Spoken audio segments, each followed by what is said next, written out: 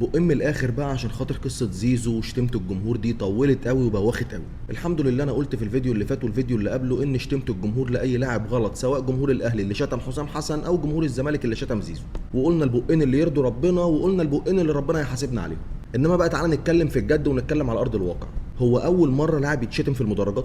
طب هل هي اول مره ان لاعب يتهاجم من المدرجات؟ طب هل هتكون اخر مره ان لاعب يتشتم او يتهاجم من المدرجات؟ والكلام ده مش عندنا في مصر بس، الكلام ده موجود في العالم كله. عندك فينيسيوس جونيور لاعب ريال مدريد هيقطع شرايينه بسبب العنصريه اللي بيتعرض لها من الجمهور الاسباني. عندك ماريو بالوتيلي اسطوره ايطاليا اللي مسيرته اتدمرت بسبب العنصريه. عندك روبرتو باجيو اللي مات واقفا بسبب انه ضيع بلانتي من كتر الضغوطات اللي اتعرض لها. عندك رونالدينيو اللي بعض جماهير ريال مدريد كانت بتسميه قبيح، واللي اداره ريال مدريد نفسها رفضت التعاقد معاه قبل برشلونه بسبب انه قبيح ومش هيبقى واجهه اعلاميه. وعندك بقى داخل مصر اكتر لاعب اتعرض للعنصريه وللاهانه وللشتيمه وللخوض في عرضه هو محمود عبد الرازق شيكابالا، ومع ذلك الراجل لعب وخلص كاريره واعتزل وهو اسطوره نادي الزمالك. انت متخيل الاسماء اللي انا رصيتها لك اللي منهم اتعرض للعنصريه واللي منهم اتعرض للشتيمه واللي منهم مسيرته اتدمرت بسبب العنصريه؟ هيجي لي بقى اسلام فتاكه واحمد حناكه بتوع الدوري المحنك بتاعنا مش عايزين يتشتموا ومش عايزين يتهاجموا؟ وبعدين ده انتوا بتلعبوا كوره في زمن الدلع. يعني دلوقتي الامن بتاع الاستاد ما بيدخلش المشجع بغطاء ازازه الميه جوه المدرج عشان ما يحدفكش بازازه الميه مليانه،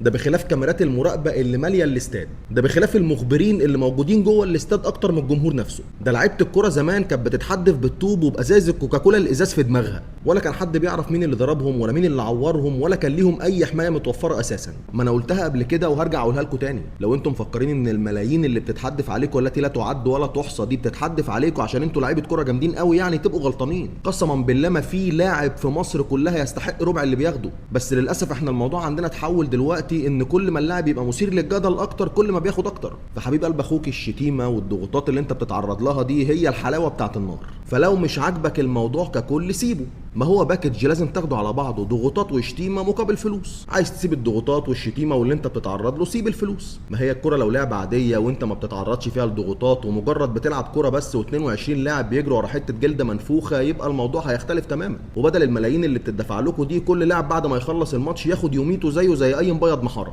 اي شيء في الدنيا البني ادم بياخده حلو بوحش، يعني ضغوطات الجماهير والشتيمه والجمهور اللي بيتلم عليك في اي مكان عشان عايز يتصور معاك وانا عارف انه بيضايقك، ده مقابل حاجات تانية انت بتاخدها. يعني الحاجات دي مقابل ان انت دلوقتي بقت بتلبس من اسلام سعد بعد ما كنت بتلبس من التوحيد والنور، دلوقتي بتحلق عند محمد الصغير بعد ما كنت بتحلق عند ابراهيم فتله، دلوقتي بتركب رانج روفر وجي كلاس بعد ما كنت بتجري ورا الميكروباص. فهي دي يا قلب اخوك الكوره، فلوس مقابل حاجات تانية، وبيتاخدوا كلهم باكج مع بعض. مش عاجبك حاجه فيهم سيب الاتنين. اما بقى زمن المدينه الفاضله اللي انتوا عمالين تحكوا فيه ده، فده مش موجود على ارض الواقع. احنا اصلا بنعيش في اكتر عصر انعدمت فيه الاخلاق، فما تستهبلوش وتستعبطوا وتطلبوا حاجات مش موجوده على ارض الواقع اصلا. بالاخص ان الموضوع لما بيبقى متعلق بلعيبه تانية مفيش حد فيكم بيفتح بقه، وتهري مهما تهري الكره كده وهتفضل كده. والله بقى اللي عاجبه الكحل يتكحل.